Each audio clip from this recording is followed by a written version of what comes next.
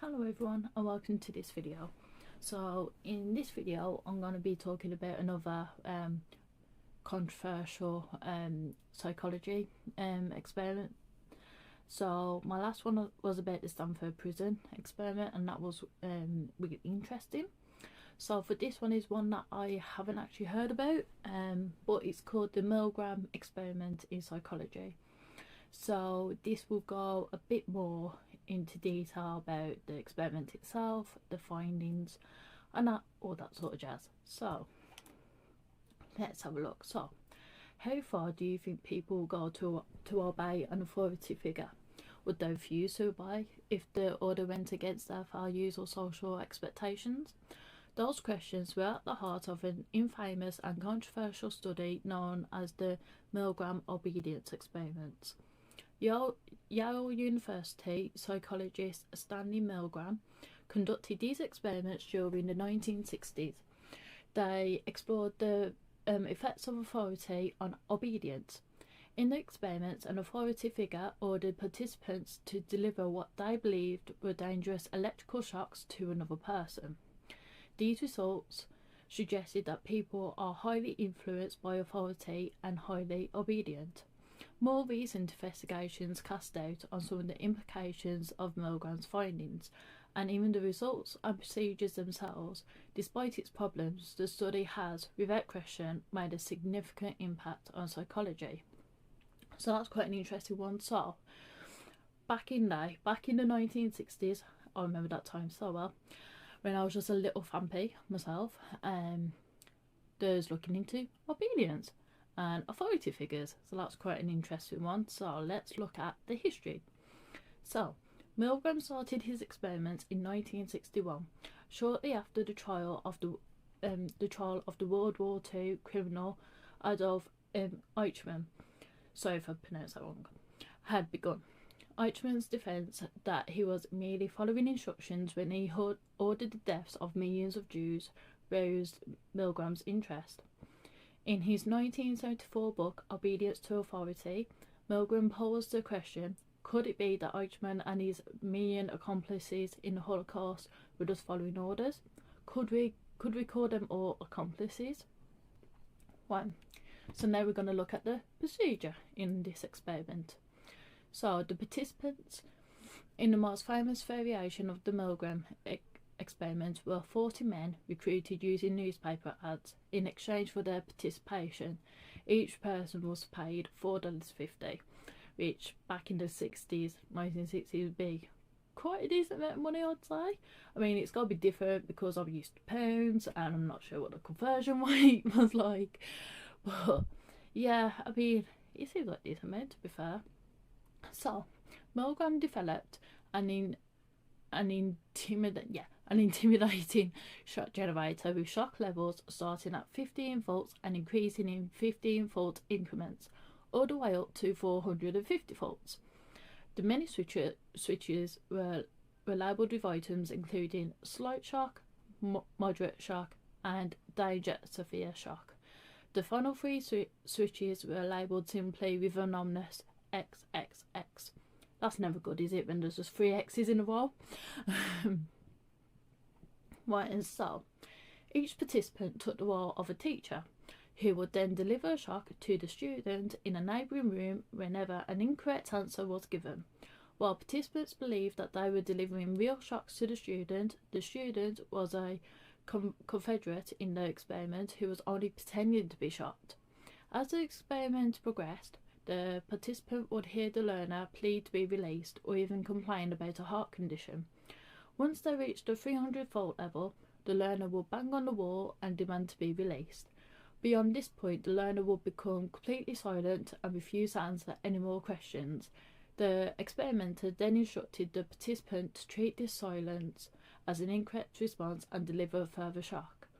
Most participants asked the experimenter whether they should continue.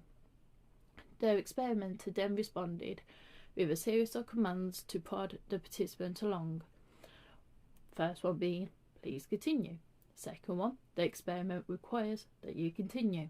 Third one, it is absolutely essential that you continue. And the last one is, you have no other choice, you must go on. So let's look into the results of this experiment then. So in the Milgram experiment, obedience was measured by the level of shock that the participant was willing to deliver, while many of the subjects became extremely agitated, distraught and angry at the experimenter.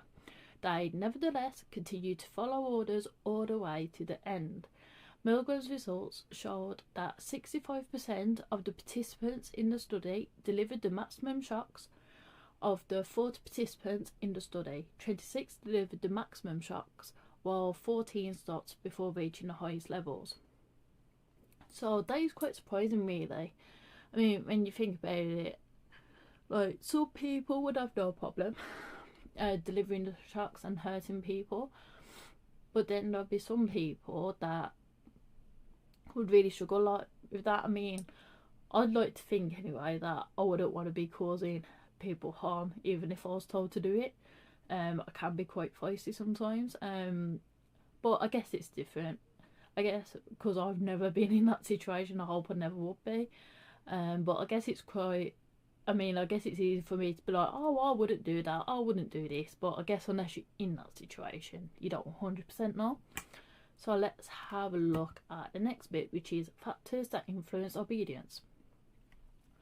Why did so many participants in this experiment perform a seemingly brutal act when instructed by an authority figure? According to Milgram, there are situational factors that can explain such high levels of obedience. So the first one is the physical presence of an authority figure dramatically increase compliance. The second is the fact that Yale, a trusted and authoritative academic institution, sponsored the study led many participants to believe that the experiment must be safe. The third one, the selection of teacher and learner status seemed random.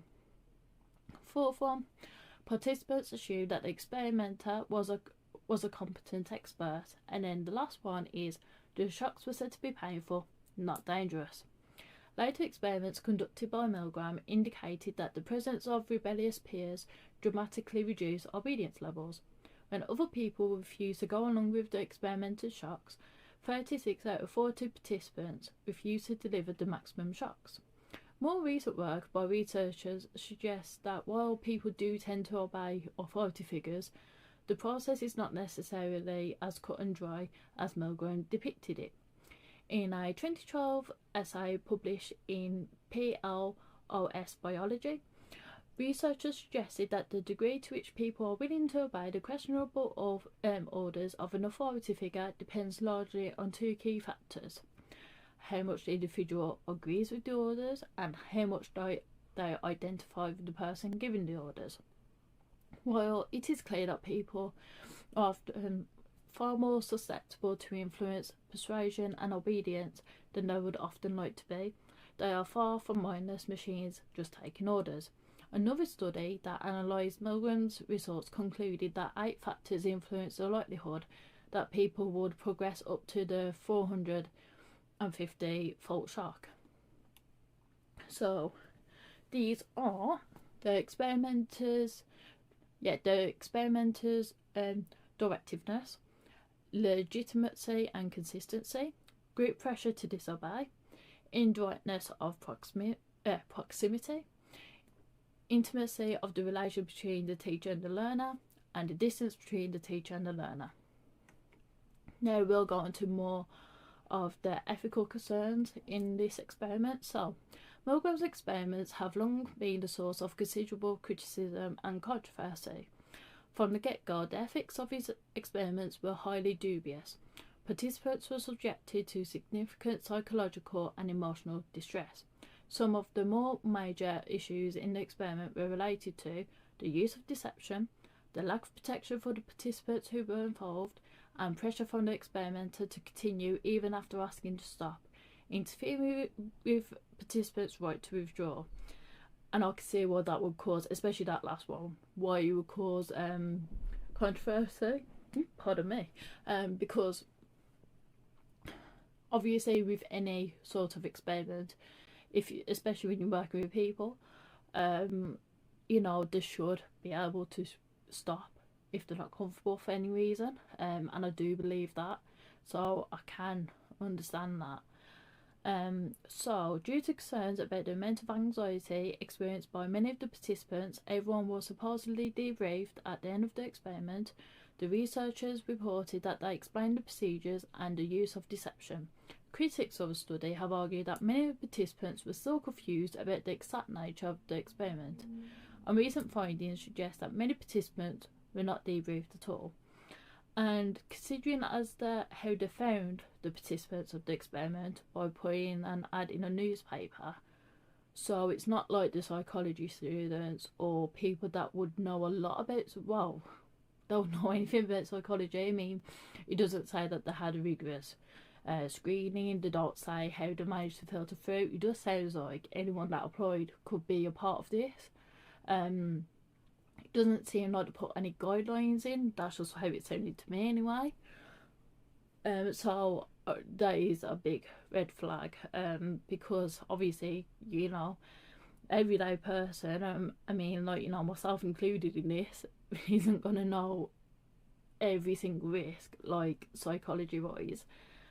We're not going to know what it's going to do to us. So you just trust that that the scientists, or the ones doing the experiment, has already weighed out the risks and everything. You trust that they'll have your best interest in mind. So I understand that one. So let's look at some replications of this Milgram experiment. While Milgram's research raised serious ethical questions about the use of human subjects in psychology experiments, his results have also been consistently replicated in further experiments. One reviewed further research on obedience and found that Milgram's findings hold true in other experiments. In one study, researchers conducted a study designed to replicate Milgram's classic obedience experiment. The researchers made several alterations to Milgram's experiment. The maximum shock level was 150 volts as opposed to the original 450 volts. A little bit of a difference there. Sorry guys. Participants were also carefully screened. Oh, sorry, so let's try that again. Participants were also carefully screened to eliminate those who might experience adverse reactions to the experiment. So this one's a bit like a safer version, I guess, because they've lowered the voltage and they've actually screened participants, which I think is very important personally. So the results of the new experiment revealed that participants obeyed at roughly the same rate that they did when Milgram conducted his original study more than 40 years ago. Some psychologists suggested that in spite of the changes made in the replication, the study still had merit and could be used to further explore some of the situational factors that also influenced the results of Milgram's study.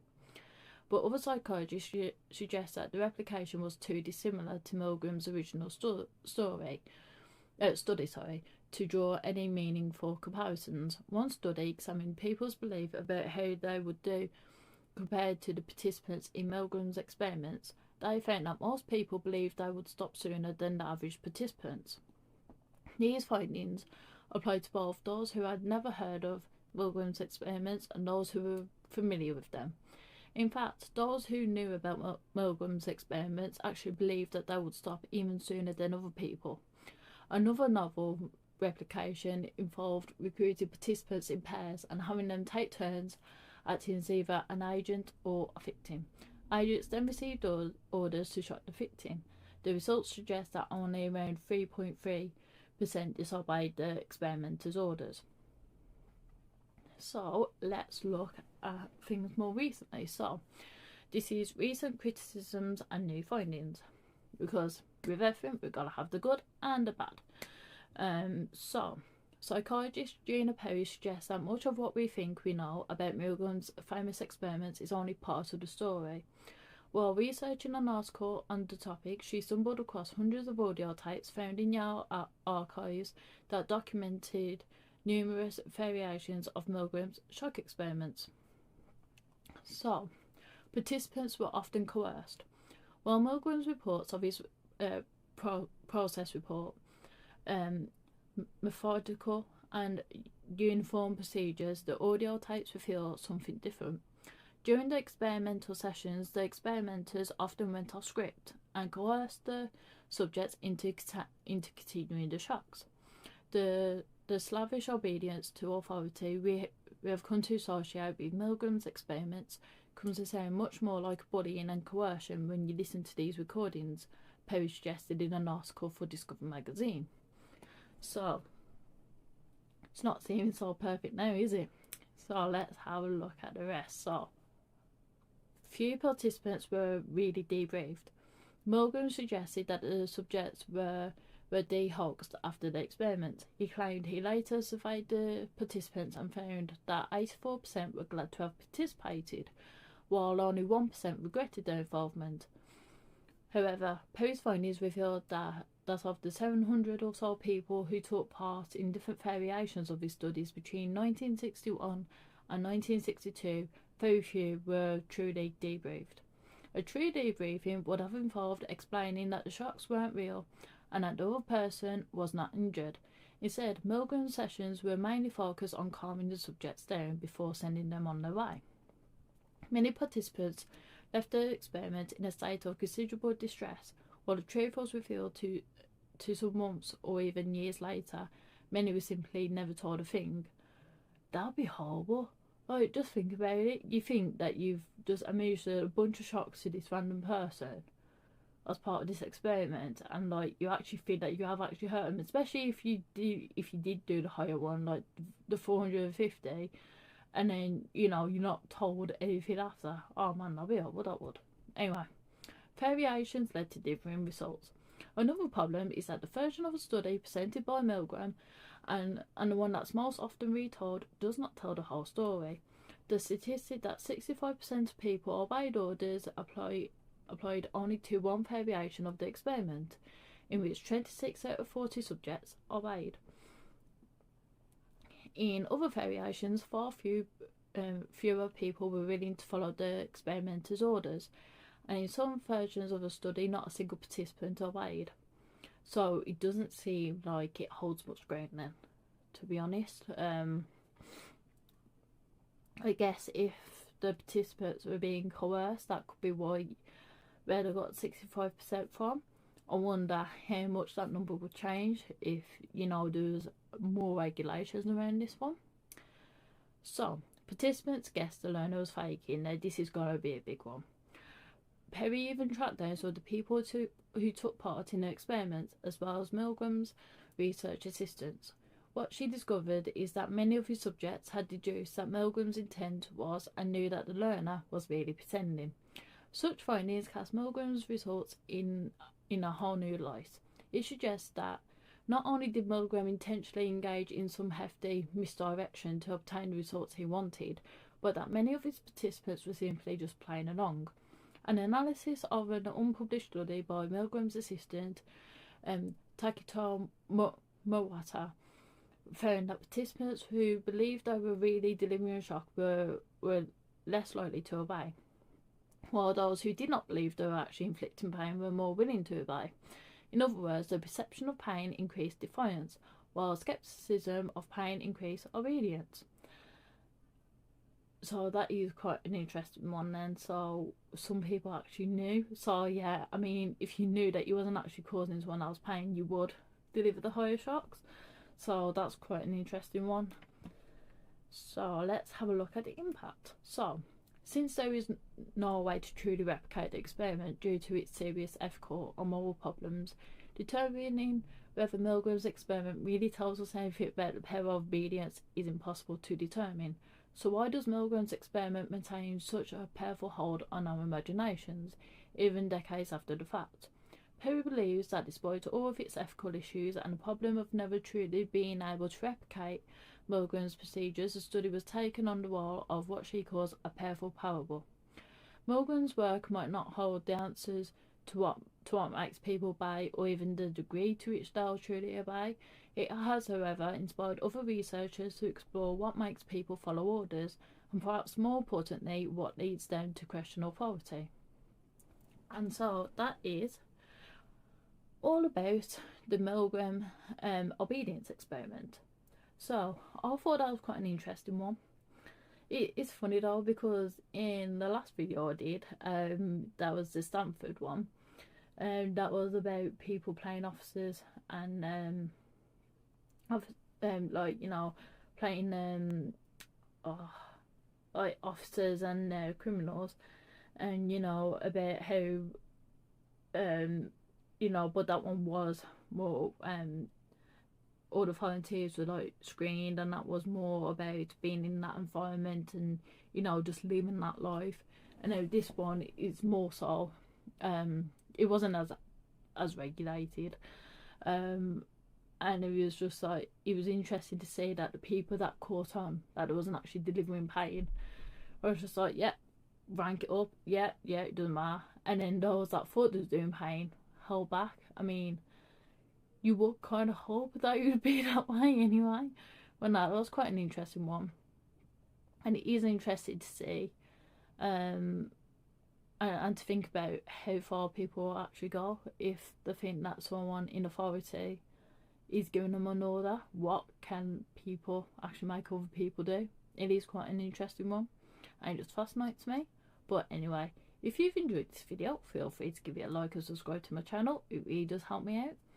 And I'll leave a link to my previous video about the